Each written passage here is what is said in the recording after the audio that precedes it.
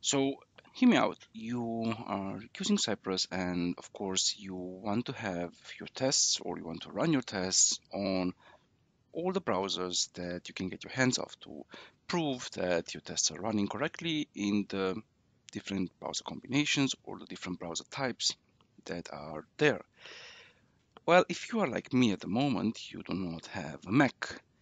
And that's a little bit of a problem considering that the Mac and Safari do hold quite a significant amount of the market. But do not despair, I will be showing you how you can actually have the Webpack, which the Webpack is um, the browser heart, let's say, of Safari. So in your solution, I'm here in my solution, you just need to do npm install playwright webpack first. Okay.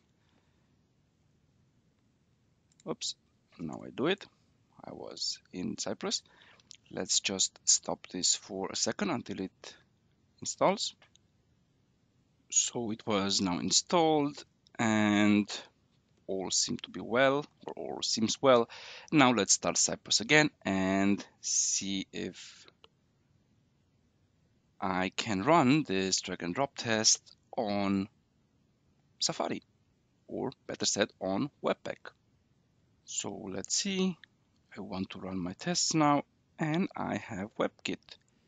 Um, hmm, but I cannot select it. Okay,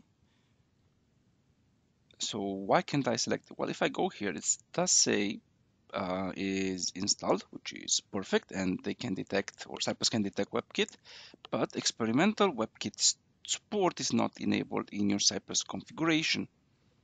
Well, let's just enable it. So we go to our uh,